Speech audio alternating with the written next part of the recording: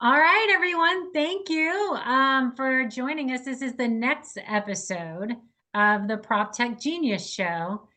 Uh, and I want to make sure I'm saying your last name right. I do this. We sit and chat for like ever, and then I never forget. I always forget how to ask to pronounce people's names. So is it Alina Aeby? Is it Aeby? Or how do you It's pronounce it? Abby. Abby. It's Abby. Abby. Okay. Like dear Abby. It's a Swiss name, so. Oh yeah, I'm like the worst podcast host ever. Okay. All No, right. you're So, not. but that's all right. We're here. So, I'm going to talk to I'm so excited because this other female prop tech association, female leader in a prop tech association in the United States. There's us two. This is pretty much, and there's a couple others, but I'm just so excited. And you've been doing it for a very long time, and I'm just so excited to kind of talk to you because you have really a global reach and you kind of are all over the place. You were just in Nigeria. Were you just Nigeria? Yes, I Yeah. was. I was like, you go, Just girlfriend. coming. That's awesome. So And yeah, I'm so we going to really, Georgia actually to oh, yeah. yes, the country, not the state. Yeah, the country. That's awesome. Yeah, yeah. So no, it's wonderful, and we'll talk about. For our organization, I've always said, really, while real estate is local, prop tech is global. Like prop tech is solving. We have 80% of the same problems, if whether it's real estate in Germany or the United States or Costa Rica. You got to build a building, you got to maintain it, you got to get rent, you got to do all these great things. It's the same thing. Yeah, there's regulations that are different, but still. So yeah, so this is gonna be really such a fun conversation. So I will shut up and I will let you tell my audience kind of who you are, your journey, kind of how you got to where you are today, and then we'll just have a conversation like we normally do. Oh, thank you. You're very kind, and thank you very much. I feel very honored to be here because you are quite the force yourself, in this Oh, thank you. space. So I really appreciate that you do that for the U.S. side. There are a lot of podcasts out there, but I feel that there are not as many from the US prop tech perspective. Right. So I'm glad that you are a voice for that because I'm not doing the prop tech podcast, but you are, and you are good at it. So you have my full support. So Yay. thank you for inviting me. It's true. I just got back from Nigeria. So I am based in San Francisco, California. That's why it's called Silicon Valley Prop Tech. And I do have a lot of experience in real estate. I started that way. But before I did real estate, I also worked in economic development. I worked for Economic Free Zone in Romania. I worked in logistics at Maersk, for example, which is one Huge. of the biggest container Yeah. shipping company is in the world. And Mhm. they are actually tackling their own technology right now and how to do it and implement it all over the world. And I learned all that, and I moved to United States. I wasn't sure what I want to do with my postgraduate degree, with my PhD, if I want to do research or not. And then I fell into real estate. I found it fascinating.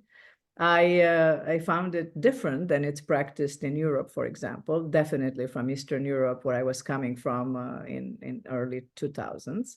I would have never considered to work there in early 2000s in real estate. So I thought, this is actually done differently. It's everything. It's very mainstream, and it's very it's regulated. So I like it. And I saw it as a applied economics, and financing, because it has a lot to do with everything I was doing before: marketing, promotion, economic development, and also transactions, negotiation, plus the emotional part, because I started in residential. Yeah. Then gradually started to work with investors. And because I'm here in San Francisco, I worked a lot with Asian investors, of course, because that was an attraction for Asian investors. And on a global side, so first I started with Asian investors, then I started to be involved in international real estate syndications, federations. So I decided to become a member of FIAPSI, International Real Estate Federation, Mm. which opened me a lot of opportunities and opened my real estate world globally. I started to go to international conferences, and FIAPSI is a multidisciplinary real estate association. So it comprises absolutely all professions. Mm, It's the only one of its kind, and it's based in Paris. mm, And after I joined that, I also joined NAR Global, which has a tremendous network of global bilateral partnerships in 78 countries, to be mhm, exact.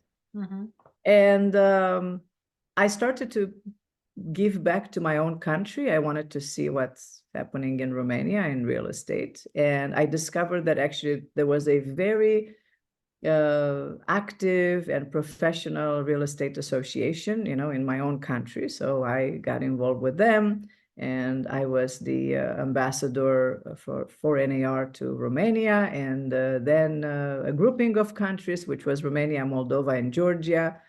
And then eventually I became the NAR coordinator for Eastern Europe, Middle East, and Africa, mm, which is, it's what, 20 countries. yeah. So that gave me a good perspective of real estate, opportunities, needs, how it's done, legislation, consumer protection. And then looking at all that and the digital transformation that helps everyone leapfrog into a new era of digital real estate, Right. I just zoom in this, into this. And that was my learning curve. That's how I learn about other countries, and that's the reason I am so global. Mm, And the purpose of the Silicon Valley Proptech Association is exactly that, to connect PropTech ecosystems from developing mhm, markets in particular to mhm. Silicon Valley and Asia. Yeah.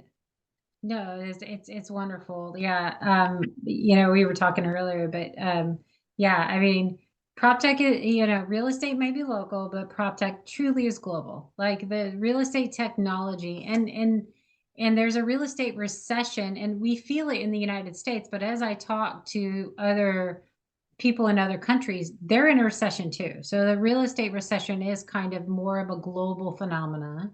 And obviously because, US interest rates, I mean, when I talk to friends in Canada or Mexico, or whatever, everybody kind of feels it when the US, but I think other countries are in that same boat. So it really is happening around the world that there's this kind of giant reset happening in the real estate industry, and the technology kind of gets to step in and like, okay, we have this moment.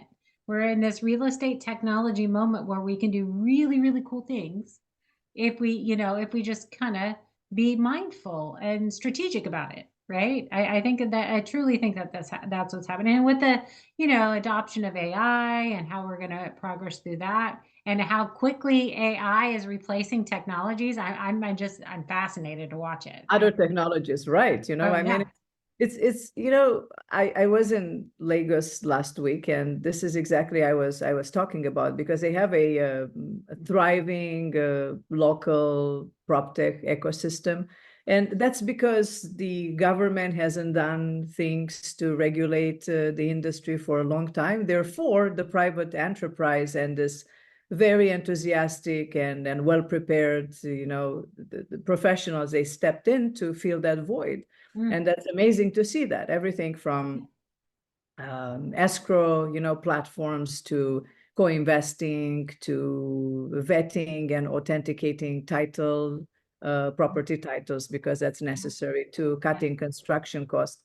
And I realized that no matter what directions we're coming from, some of us might have a little bit more advanced than others, right, but we all want the same things, and we have the same needs all over the world, which is affordable housing. right. We have a acute housing crisis. Mm-hmm. We just don't have enough units, for the entire population. And consumer protection and access to credit, right? Right, This is what we want to do, and to reduce the cost, construction cost, in order to achieve the things I just said. right, So the goal is the same, right? We want to be more sustainable. We want right. to get there to zero net as soon as possible. And we all want to do that together in the same time. Yes, very true. And we, as we start looking at bit, embracing this whole about sustainability standpoint and truly looking at, it's going to require technology to do the sustainability for lots of different reasons. But even if you look at it on a global standpoint, um, the supply chain, people have never looked at the supply chain of what it takes to build a building. Where does the lumber, where does the steel, where does every flooring, where does it all come from? And Yep. what did it take to build that one building? What did it take, and how much energy and how much, what was the impact to the environment to build that one building? What did it take? And no one, And no one has looked at that yet. I mean, at all. I mean, right. yeah, And having all those metrics you can yes, actually very easily achieve right now and have a right, very, very, very clear picture of it with AI right, and with other technologies, you will know very well what to do, and there will yeah, be less room for errors. right. You can plan properly from the very beginning, and you will know, you will Mhm. predict. The predictability is going to be a lot easier. For sure. Yeah, don't you just love it? So we're both Proptech Association people. So we're always like everybody's talking to us and we're kind of in the know on the news. I love it when people are like, "Hey Amy, did you know anything about this? Is there a solution for this?" And then I get that all the time now and I'm just like, "Well, To yeah, bring people actually, together, and think, yeah, oh, this solution will go there, go and over here." that Yeah, will, yeah. yes, Or exactly, like the over there. connector person, like, oh, wait, well, you got to go talk to this person. And then you got to go. Yeah, I know. I end up doing that about half my day. Is like, oh, wait, but slow down. Time out. You need to go talk to this person. Pretty much, and I need to work on my business actually, as well, right? That's another thing. I But know. it's wonderful to see people doing business between each other and putting Yeah, them together. And I yeah, think that that is the goal, because for me it was never to be an accelerator. I don't, right. I Yeah, don't strive to be that, not right now. But I like this to be a connection, a useful yeah, connection. To yeah. take all I learned about different Mhm. markets, and if a US company will come to me and will ask me how is the Yeah, Nigerian real estate market, or the Turkish real estate market, or Romanian, I might have an idea, or if I don't, I know exactly the person who is the best to talk to, right? yeah, And exactly. it's amazing to see how many women as well embrace this, because I know a lot of women in prop tech, and they are doing a fantastic job just nurturing these relationships and putting people together, and really being catalysts to everything that's happening in a market. Oh, and that's because that's how us women rule. Like, I mean, we were just like, when I first got into PropTech as a startup founder, it was, well, probably because I ran into a bunch of guys, but it's very much like this. It was territorial, standoffish. I don't want to work with you, because you might be a competitor. I might be a competitor. And I was like, oh, come on, like, knock it off. Like, we're selling to the same customer. Let's just sing kumbaya and, go make, everybody can make money. Let's figure out how we can integrate. And just wasn't like that. And then that's not that long ago. That's like 3, 4 years ago. But now I'm starting to see more and more people willing to embrace this. We have to integrate. Like, thank goodness that people are starting to realize that, yes, we have a million single point solutions that solve very specific pain points, but we have to come together because the owners are going to start demanding it. The managers are going to start demanding it because, like, you can't give an apartment manager or a local field manager 17 logins to do their job. That's just ridiculous, No, right? its integration is exactly, we need to have more one shop stop platforms, we need to have Mhm. integration. And speaking about that and the competition, I think that probably the problem with a lot of early stages companies is that they protect the information a lot. They Yeah. think that they do something unique that others are not doing. But we also have to think about there are other people in some other part of the world, they have exactly the same idea because they saw the exact same need in their market. Yes. And sometimes collaboration is good. And if you Yes. hold on to that idea too much, and Mhm. you sit on it, then you don't put it out there for validation, for Right. POCs, then it will die with you. Yeah. And it's also the, the fastest mover, reaction as well. That's Hmm. important. But I like to remind everyone that this market is huge. The global market is huge. And Yes. I don't think that, except few companies which are really big, and maybe the big companies who bought some other solutions and platforms to have them, they already had a global presence and Hmm. they were all over the world. I'm just talking about the giants. Hmm. I'm addressing in particular to the small ones. They have to think that they can not conquer these markets, regionally or continentally or, even nationally, but it will be one consumer at the time, one client at the time. This is pretty much how I see building a portfolio in many cases, if you are Right. small Right. or you sell your platform. Exactly. But for me, trying to be the only person in a space is stupid because you want competition because competition validates that your Yeah, product is hitting the right thing. So who cares? Because you can compete not just on product, but you can compete on service, you can compete on price, you can right. compete on all sorts of different things. So if you get a competitor in your space, start doing cartwheels because now somebody else has recognized that this is actually a good, valid solution and market. And like, yeah, I don't get I don't get it. People are just so weird. But, it's funny. I'm very lucky to have some really good advisors on my prop tech company. And one of them, I give him shout outs every once in a while, but his name is Dr. Rob Adams. And he was way back in the day in 90s, he was a tech founder. He took a company public. And An OG. then he became a professor at University of Texas and ran their technology commercialization program. And he's written a couple of books and whatever. But Rob's great. And Rob is like and when initially I had that same feeling. It's like, oh, it's my baby. I got to protect my baby. And somebody's going to come steal my idea. And he's like, Amy, get over yourself. He goes, they would rather just buy you. They would just rather partner with you or buy you. Stop being so protective. No one's going to go make your stuff. Because I've been doing this a long time. And after that, I was like, oh, okay, Rob, I got you. Like whatever you say is golden. Like I get it.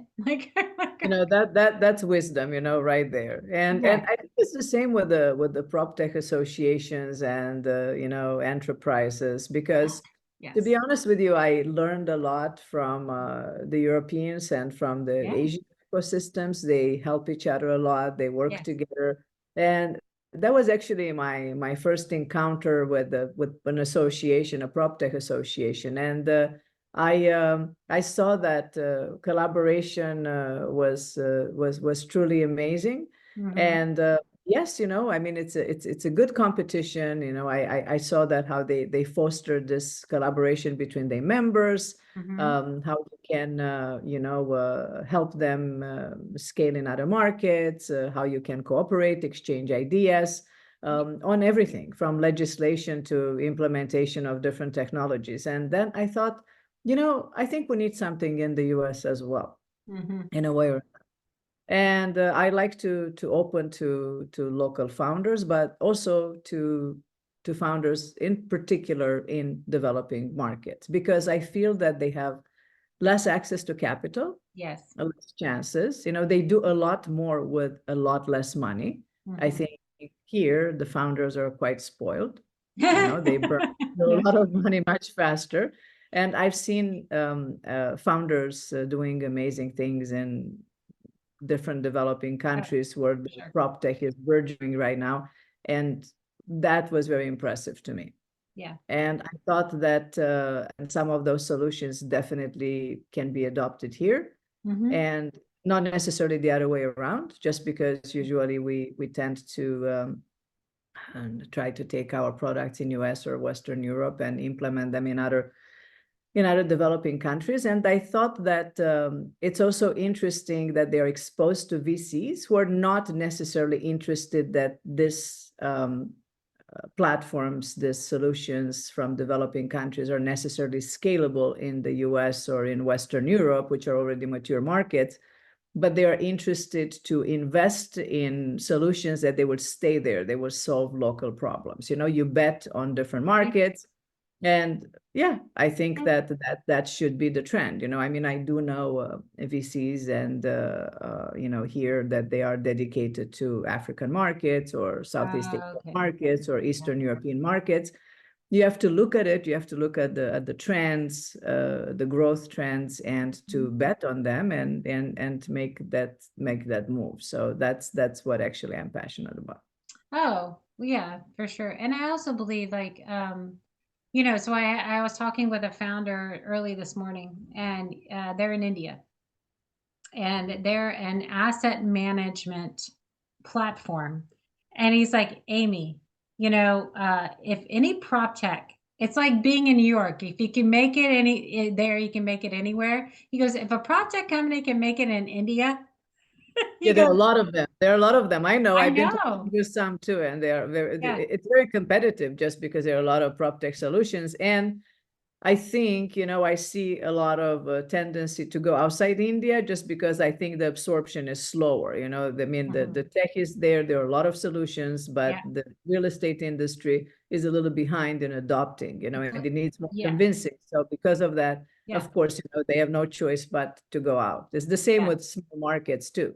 Right. You see very small countries and markets with a lot of tech solutions, but they need to go out. Yeah, well, and he was explaining to me is because in India, he's like, real estate here is very analog. They're still doing lots of stuff on paper. And I'm Right. like, yeah, he's like, yeah, Amy. And so I'm like, he goes, so if I can get Indian customers to buy my stuff, he goes, that we know that it's gonna work. That it's really good, It's really because good. that's Yeah, right, yeah, and for I sure. can, yes, I and I was can, just like, yeah, because you're climbing 100 mountains. Not only you're having to teach them a new way to do business, not just buy my software. Let me teach you a whole brand new way of how to operate real estate. It's like it's true. amazing. It's It's very, true. very true. I definitely believe that. And it's the same for really small countries, that Right. they have a Yeah. limited, I mean, where the real estate market, it's limited, Mhm. versus, much more bigger markets. You Yeah. have to go out. And I think that fortunately for some of these companies, Mhm. they do have a lot of support from the governments Right. go out and invest and conquer new markets, which is good. Mhm. And yeah, you can see that Yeah. definitely. So, what do you think since you visit enough other countries? What do you is I mean, in the United States, this is a problem. So I'm going to venture to guess it's a problem in other countries too. But the hurdle for prop tech to get adopted sometimes is very dependent upon the internet connectivity at the building that it's at, or the internet connectivity, or the connectivity in general in the community. So is it that same kind of hurdle in the countries that you visited? Is it the same? I'm It just depends on the countries because as I mentioned, different countries are coming from different directions, and yeah. I think that this new digital era, enveloped all of us in the same time, but we all come from different directions. For example, here in the States, we have good records. We have public records. It's very easy to find something, any information about a property. It's really easy, and everything. We have a proper title verification system, and it's regulated, right? Mhm. But in other countries, this is still a problem. I just came back from Nigeria, and first of all, I think the internet coverage is quite good, and also the mobile phone system, Mhm. it's very good. And but it's hard sometimes to verify the veridicity of the title properties, that it's Wow. difficult to authenticate. And the records are not all digital, they're not all connected, so we don't have this connectivity, with the recording and Minister of Housing and so forth. Mhm. And then Another problem will be, for example, that in Nigeria, you have to pay your rent a year in advance, which is very strenuous for a lot of Oh, people. oh my God. So, all those things, that there are different, unique situations in those respective markets made the tech community to come up with solutions. We had few companies on a panel. So one of them does exactly that, works with employers to make sure that they vet for the employees when they rent a place. And on this platform, you can, retain the monthly payment for the rent versus having to pay a year in advance. Ah, But see. it's a vetting system, right? It's complicated. It's not that Mhm, easy.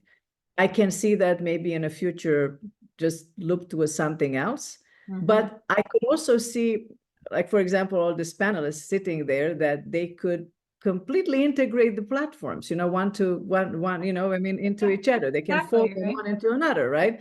And one was a escrow company, just because, a lot of countries, including in Europe, uh, the money are not held into a escrow account. So you make the deposit directly to the seller. So it's a matter of trust, right?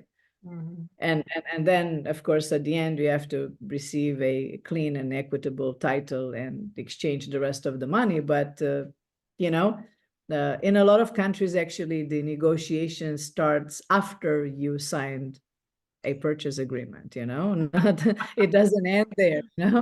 And so that is interesting to have an escrow account, a platform for the entire transaction, just because you don't have the regulations that we have in the US. Right. That it's hard and has been hard in the US to implement a publicly connected, blockchain platform for Right. transactions, for example. Why? Just because everybody is in its own silo, right? Yeah.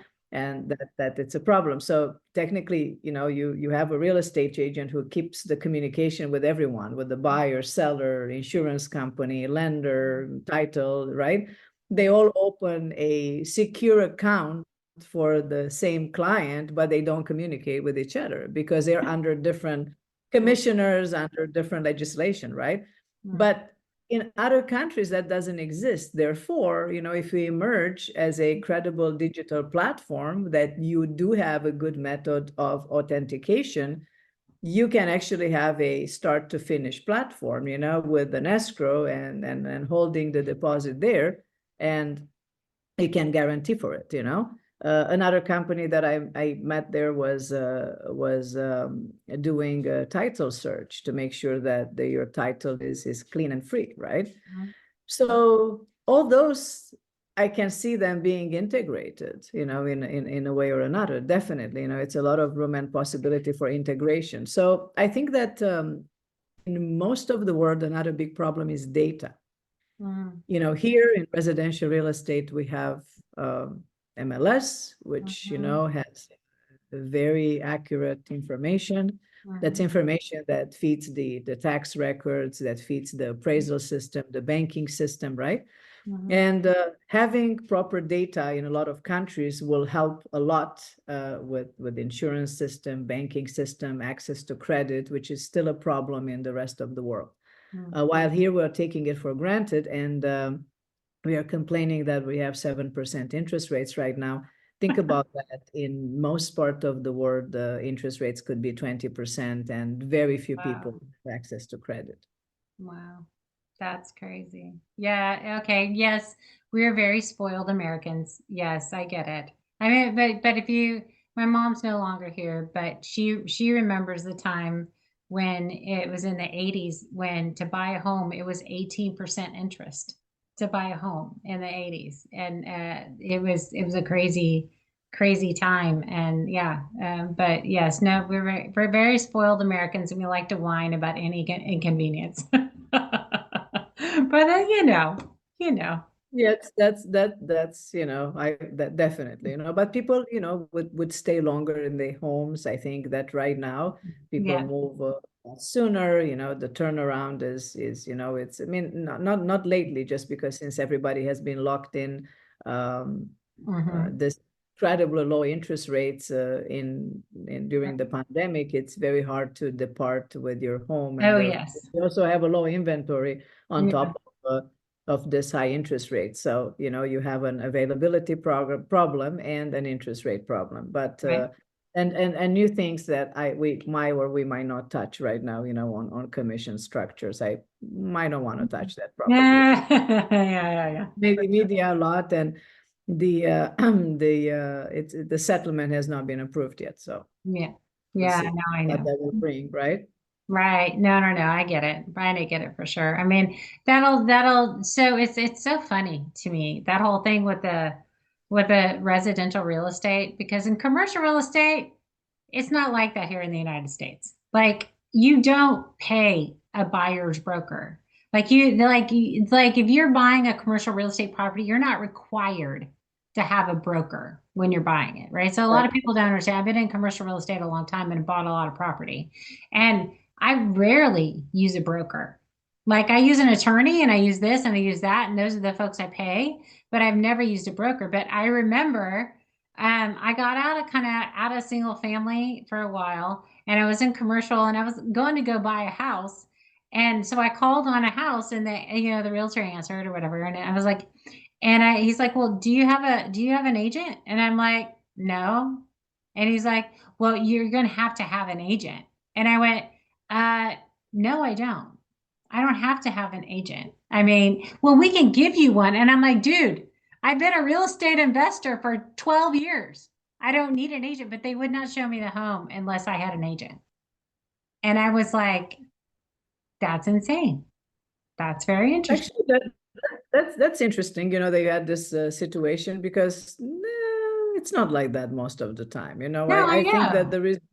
there is a role of you're an investor, but most people are not. This is Mm-hmm. the only transaction that might make in the home, and they don't know what to look for. They don't know what Right. disclosures are. I'm sorry, but an attorney will not do that. They will not go Right. with you for an inspection. They will not take as much responsibility. They will just not.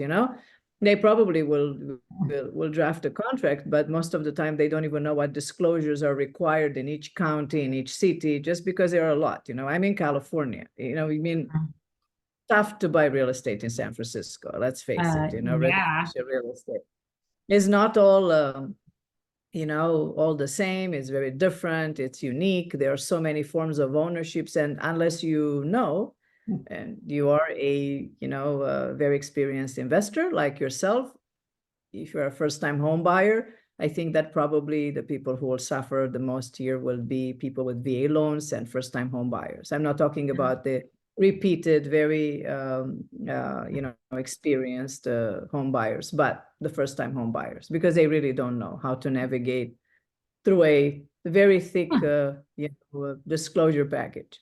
Yeah, I mean, and that's fair. And then they should totally get an agent to kind of help them. And there should be, but I'm assuming there's also going to be a lot of AI solutions there too, where to kind of guide Sure, but new But homeowners. look, Redfin has been around for a long time. The buyers had a lot of solutions if they wanted to. Yeah. Let's don't forget that Zillow is feeding from the MLS data provided by residential brokers, Yeah. and let's Yeah. not even care. And Redfin has been around for a long time, and they were a lot of money thrown at Redfin. I mean, Mhm. so many investors betted on it, and it has like what, 1% of the market or 2%? Yeah. Yeah. And not even in all markets. So why did the consumers didn't go there? They had the solution, Mhm. and plus, I think that to be fair, this was always negotiable. I don't know what the media is talking about, 6%, all the time, because it was never fixed. And, it depends.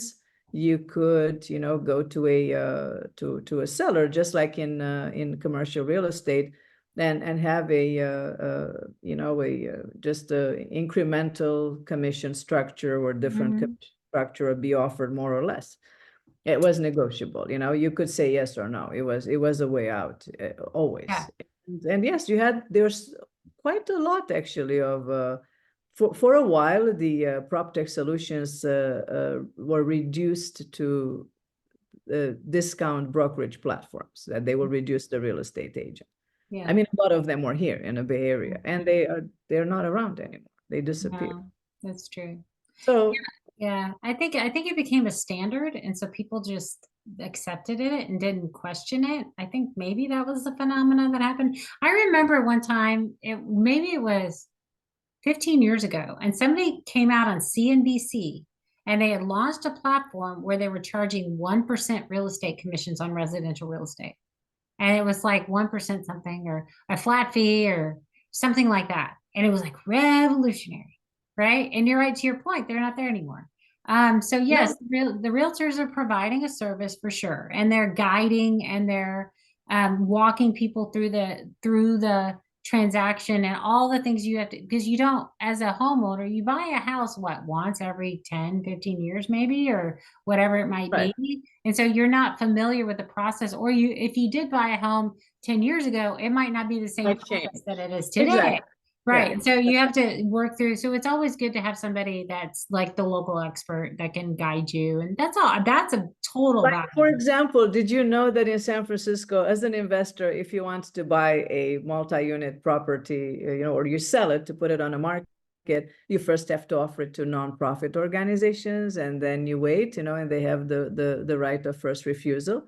Oh, You wow. don't know that, Hmm. like, do you know how to do a tenancy in common transaction, with a Yeah. fractional real estate loan, which is not, it's a portfolio loan. It's not, Yeah. there is no secondary market for it. So Yeah. there are so many things, I mean, rent control, Airbnb, doing short-term rentals. I think you need to, Hmm. location, zoning. I think that there are a lot of things that AI Yeah. might definitely come in and solve some of those. Yep. And definitely you can hire an attorney to draft a contract for you. But then again, if you don't get that offer, of something happens and it falls through, you end up losing the money that you spend on an attorney, and you don't get the house either. Why real estate agents work for free until the transaction actually happens, Yeah. right? I don't know. That's true. And they're not paid until the last moment. They don't work for free, but they will do a lot of things upfront without any deposit, any retainer. So maybe that should change too. Maybe real Yeah. estate agents can charge a retainer, because many Exactly. times you work with people for a long time, and then you end up, with absolutely nothing to show for after maybe working 100 hours, 200 hours on things, writing a lot of offers, Hmm. coach, coaching clients, reading Hmm. disclosures, and you have nothing to show for, right? No, I And it get doesn't you. matter. We part ways, and for the next property, they might contact another agent. Who knows? That it happens all the time. So that's what I'm saying. But if you pay an attorney, and if you don't go through with that transaction, then you lose the money for an attorney. Whatever that may be. It got to be at least 5,000, and you have to start all over again and pay again another attorney and another. Yeah. No, So I that's get how it. does it work, actually? Exactly. No, I get it. That's how it is on the commercial side for sure. I mean, there's a lot of like you get into property and you have to really, really know that you can get in and close it because you have a lot of transactional costs that you could lose if it doesn't go through. I mean, it's crazy town. You do. You are just very, you know that you're not only your deposit is online, but you need to do a throughout investigation of that, I have and to do the this. commercial appraisal costs a lot more. Absolutely, like yeah, absolutely. I think so. So yes, it's different, but we'll see, there will be a Yeah. balance. I don't know, will residential real estate practice in the US will mimic the commercial one, might not, some of the commercial practice, it's very, very, very corporate like, I Mhm. mean, it depends where you work, but there are also a lot of small successful brokerages throughout the country as well, that Right. they do commercials, and they have, yeah, in portfolios, commercial portfolios, that they're medium size. But see, that's interesting, because right now in the US, 85% of the transactions in residential happen with a real estate broker, and in most part of the world, it's the reverse percentage. Oh, yeah. That But that is doesn't mean interesting. it's good. That doesn't mean it's good either, No, because we've no, seen that, so there is no yeah. legislation, there is a complete chaos, there is no procedure, there are different kind of contracts, there is no, Wow. it's no, yeah, I mean, you see that too. Yeah. And or you see even underreported contracts or values underreported, and Yeah. You pay less in property taxes. You see a lot Oh of yeah, problems. that's how we roll in Texas.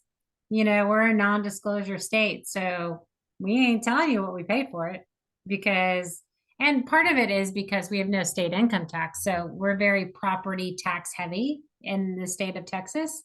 And so, and we don't disclose, so it's really up to the assessor to figure out, okay, what's its value? And you know, if it comes, they happen to value it very, very low compared to what I paid for it, okay, bonus points for me. But yeah, it's very different. Like in Colorado, it's not like that, right? Colorado is a disclosure state, and their property taxes are very low there and very minimal, and compared to Texas. But and I don't know Same the in California. yeah, Yeah. yeah, for So California is also a very complicated, complex market, and even between Southern California and Northern California, where I practice, it's a big difference, right? It's yeah. very interesting sometimes to even tell people when you go in other countries, because you go, for example, in Italy or in Greece, and people will just sell houses everywhere, like in the entire country, because there is no licensing, and Mm, even if it is, it doesn't confine you to a certain region interesting. that can do that. And not only that, but usually if you're in Northern California, you might partner with an agent in Southern California, but I Mhm, don't know the LA market, right? mhm, And it's the same in Texas. It's a big market. And not only that, but you are liable, and your broker will tell you that if you go and sell, even in another county, a county over, if any legal, situation will arise, you are liable, because that's not the market that you sell every day, and then you don't practice in it every day. So mhm. you're coached like that in the numerous risk management classes, programs that you take. Not to mention Yeah, that we have an error and omission insurance, right? right. Because we have to have it. But you are coached and you are told that listen, I know, it's just an hour away. You're going from San Francisco to Silicon Valley. Obviously, condominiums in California, all these things, but you're exposing yourself to risk if anything would arise. So you know that if that's Mm, not the market that you are activating in every day, you activate in San Francisco, and that's a different market. You might do 2, 3 transactions per year there. That's not your forte. You open yourself to liabilities. You are told that. interesting. So we Wow. are actually a very, yeah, regulated industry, and we uh, we do have the consumer protection in mind. But I welcome any Proptech solutions, and we will see, how many disruptive brokerages will be there, that they will come up with different solutions, different transactional, Yeah. and by the way, speaking of that, what do you think it will happen new? Because, for all real estate agents right now, real estate professionals, that integration is the problem. They still Mhm. have to, I haven't seen anything yet that it's as good that and as integrated that you can, like you can go in one platform and do everything from there. There are attempts. Some Yeah. companies spend a lot of money in innovation. Um, and I'm affiliated with a pretty good one myself, but Mm. it's still a problem. Yeah.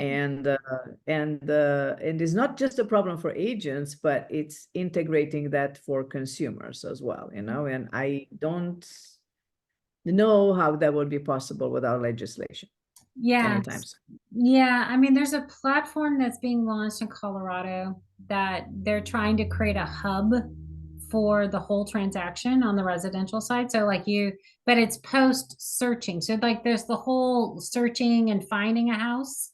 And then there's a whole, okay, I got one.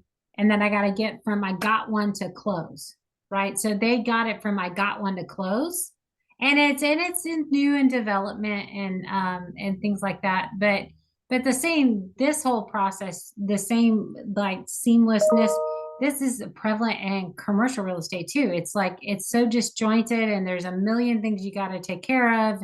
And it's definitely blue ocean for solutions to kind of come in, and how can we facilitate the process and make it easier for everybody, and collect the data we need to collect, and shorten the cycle time of when I look for a house to the time I can like actually close on a house, because The transactions on when a property like on the market, like it's only on the market for 7 days or only on the market for 3 days. Well, that's from like when it was listed to when there was an offer. But then there's like 30 to 45 days before you actually close on the Yeah. sucker. Right. Yes. And so that's very misleading that, oh yeah, the houses are selling in 7 days. Well, no, no, no. They're selling in 45, 50, 60 days, depending on when the loan comes through. And the whole process after the offer is much longer. It's like 7 to 8 Right. times longer. And so, Actually, yeah, this is exactly what I wanted to say, that it might seem, all this recent attack on real estate profession recently, everyone can find right now a property online. That's not the problem. Actually the hard part starts after you find the property. yeah, Because you need to complete that transaction, to make sure that you close it. And that's when the financial aspect intervenes, the yeah. title, the insurance, and all that. Finding a property, everything has been democratized for a long time, ever Mhm. since I've been working in the industry. And Zillow has been around for a long time. Right. And it was decided that we need to collaborate with all sorts of portals, so everything gets syndicated. Some of these portals became broker on their own, like Zillow is a broker as well, right? Mhm. So can have access to absolutely everything. Everything gets indexed and syndicated. That's what people don't understand. But it is just because these listings from brokerages, they are there, right? They are shared. They're shared as a market, right? Right. Therefore, everybody has access to it, public as well. So you can find your own property, absolutely, as a consumer. But then Yeah. it's not that you found the property on your own, Right. but it's how to proceed to make sure that you have a successful closing and Right. everything is in order. And the And hard part, yeah, the hard part yeah, starts like, did you order the survey? Do you have your insurance in place? Did you get this? Did you get that? Do you have, yeah. Did you get a home warranty, just all of because? that. Yeah. Yes, yes. And Yeah. you might not know, even if there are guides over there, every situation is different. They Okay. could be hurdles and Mhm. renegotiating aspects during a transaction. The longer the transaction, the Yes. more likely you are to Yeah. renegotiate, to reset some terms, and that's what it is. So I think that yes, the adoption of technology will be slower in this aspect, Hmm. but I see the AI being instrumental in maybe indexing data that will be much more easier to Yes. transact, to make it more like act like a Fortune 500 type Hmm. of information, for example, Hmm. like indexing certain neighborhoods, and have an index for that. Right. And maybe that will make it easier to transact domestically and internationally as well, Yeah. having a certain standards. So I see innovation in that, obviously in property management, Yes. Yeah. continuing in co-investing, Hmm. crowdfunding, all those, there are things, co-living, right now, Hmm. obviously, I think a new era for everything, that it's timeshares, for example, or, yes, actually Yeah. sounds very dated, doesn't it? Yeah, I know, right? It does. Yeah. Yeah. But no, they're going to call it fractional ownership, not Yes, it's timeshares. fractional ownership is It's no more fractional ownership. timeshares, exactly. Yeah. Who uses timeshares anymore? I When just you remember when the commercials, sell your timeshare here, and like that when I right, was a kid. or you used to land, in some place like Cancun, let's Yeah. say, somebody will wait for you at the airport, just trying to grab you to go to visit. They Yes. resort to sell Yeah. you a timeshare, right? Yeah. We're Yes, dating ourselves. yes, So yes. Yeah. exactly. It is. So now it's co-living, co-owning, this Yeah. this is the trend, and those are Hmm. products that will behave differently as well. For sure. Because, another trend will probably be that people might want to stay less time in one property, Hmm. And by co-owning, they can move Yeah. easily from a place to another, because you feel like you are stuck and you are locked in if you own something in one city Right. or one place. And, you know, Yeah. I think that that will be also a trend too. Not for everyone, but Yeah. definitely, more and No, more. I've seen a platform, I think it's called August, and you can own Yeah. 5 houses in multiple European countries, and you get to visit them as you want. And you just schedule it with the other owners. And there are 5 very lovely buildings that you probably couldn't own on your own. And it's 5 places, it's 5 homes that are like, and I'm just like, I'm blown away. And I'm like, that is so cool. Like, I could go visit and have a Yeah. place to stay. And one of them was in Cannes. And so I'm like, oh, it's great. When I go to MIPIM, I have a place to stay. But, Exactly. Then there are actually quite few because even the former Zillow CEO, that has a similar platform, and I'm not naming platforms right now, but yeah. there are a lot of the co-ownership of expensive luxury homes in Napa Valley, for example, Oh, in okay. South Yeah. California, Yeah. and in Europe, as you mentioned, that definitely will make even luxury more affordable. Yeah. No. Those will continue, and everything from digital twins, from Hmm. uh, asset management Yeah. platforms, Yeah. and efficiency, ESG, those are things to stay and continue. But since we're in US, Hmm. and we make a conversation, I guess it's a two-way interview. Yes. How to Yes. how do you see the adoption of ESG? You know that I recently went to MIPIM, and Hmm. it was great that for the first time it was a global ESG award ceremony and the competition. Hmm. And I think it was a very good turnout for the first event of this size on different categories. But there were some companies from US, but not as many, as Yeah. you know. Now, Europe is very big on it. They have Yeah. a legislation. A lot of companies, they will be forced to report, by law. The same Singapore and other places. But how are we doing in US? It's fragmented like everything else.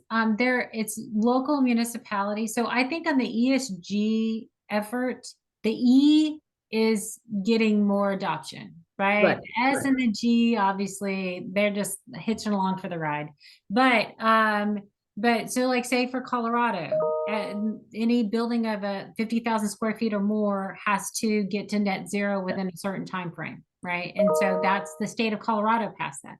There's New York City has passed certain things like that. Local larger cities are passing legislation to do certain things. In the state of Texas, that's a whole other ball of wax because there's a anyway, there I'm not going to go there. But I think as I don't think there's a national effort, but I think eventually there will be. I think but right now it's very localized depending on who's running the in the politics of the moment, who's running it. I know they're going to lead in that scenario. But I'm happy to see that Colorado did it. I was amazed to see it.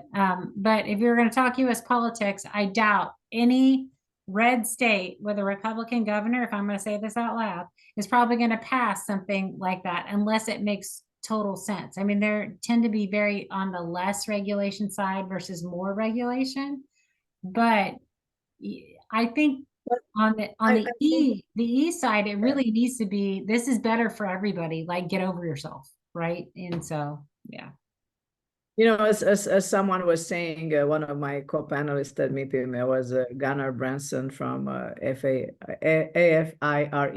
the CEO of yeah, AFIRE was saying, when in the US, usually when the state fails to adopt this regulation, it will be the pure greed and economic reasoning that will make you adopt it. Because yes, those buildings that they will observe and they will measure the ESG, indicators, they will be a better investment. They will be more appealing to investors. They will save uh, Mhm. more energy. They will be easier to maintain. They will be better equipped, for the future. Right. So therefore, they will be a definitely a great component in how to make it more efficient for Yeah. more feasible, financially Yeah. speaking.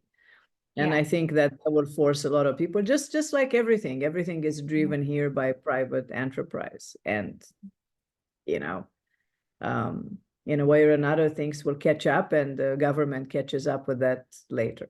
Yeah, I agree. And I think it's not so on the new development side, I think everybody's chasing the Energy Star thing and everybody does the E thing and lead and all those other great things. On the new development side, I think that's kind of standard in the US. But what I think is it's all the existing building stock that how do we approach that animal, that behemoth, and get them to play ball? Because they probably, if they're an owner that's owned it more than 7 or 8 years, they don't have the capital reserves to go do a major green improvement, right? So that's why CPACE is very helpful, and the green improvement programs from in multifamily like Freddie Mac and Fannie Mae, those are very helpful to get some of that, the owners to kind of do that. Because yeah, I think an owner that owns, especially right now, an owner that owns real estate and you can find a way to save them money on their utilities costs by doing a capital improvement program, I think they jump in, but they just have That's to have the huge. cash to do it, you And know? they're very interested. So, think about all these buildings in downtown San Francisco, right? I live Right. in San Francisco. I don't know if you've been in the last 2 years. No. But, look, I don't think that this is a thing yes, of course, technology got us where we are, but also got us into this downtown problem.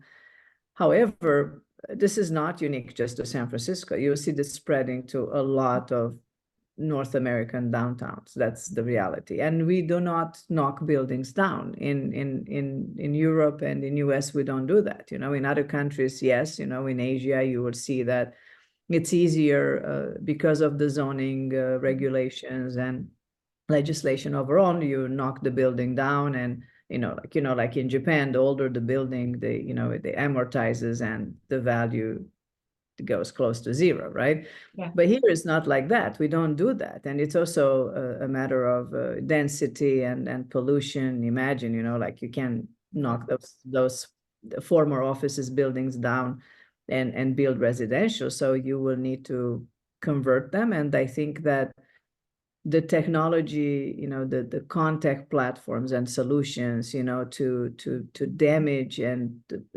pollute as little as possible while transforming these buildings, which are completely different, right, into residentials and repurpose them. That will be a key. I see a lot of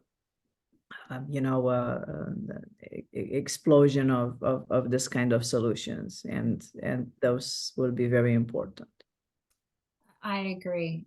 This has been we've been chatting for over an hour, girlfriend. This has been Yeah. such a cool conversation. We could probably go for like 5 more hours. I mean, we just go on and Probably. on. Yeah. Well, we'll meet in person. We promise that we'll meet in Yes, we will person. do. And And there we'll will be, invite. yeah, there'll be a cocktail involved because that's just kind of how I roll. Right, definitely, and Or a glass of I'm so wine. happy.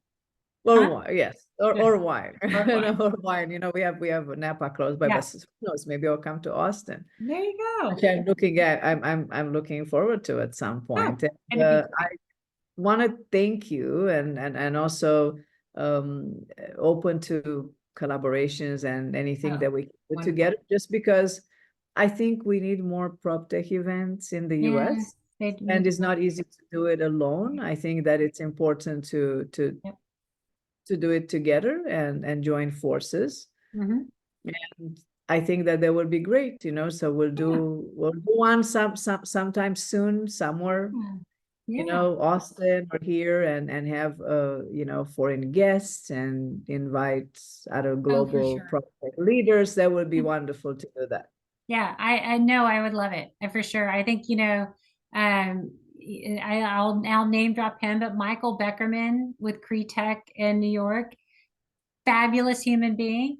And you know, he's like, oh yes, let's figure out how we can do this, and this is wonderful. So yes, we have something in San Francisco, something in New York, something in Austin, and you know, we're covering the, you know, sort of, Yes, yeah, the at least in the important, time zones, we're covering the time zones. yes, and also, you know, the tech hubs, because Yeah, yeah. PropTech is big in this, and I think that it's all specialized. I think New York might be leading right now Hmm. this Yeah. area, but San Francisco and Silicon Valley is very big in climate tech, Yes. and yes, you know, and they're anyway, between these three hubs, I think it's a lot to cover, and a Yeah. lot of talent, a lot of great companies, and we also want to let them know that we are here for them if they need Yes. connections, if they need to scale, or if they need information in other markets. For sure. Yeah. Yeah. So how can someone get a hold of you if they want to do that? You know, they can follow me on LinkedIn. It's Mhm. Alina Aeby or Silicon Valley PropTech Association, and also email Alina at svproptech.com. Okay, that's great. Well, So thank you so that much would, for coming on the show. It's been so, I'm so happy that you came here. It's great. me too. Yeah. Thank you so much. Has Yeah. been a pleasure.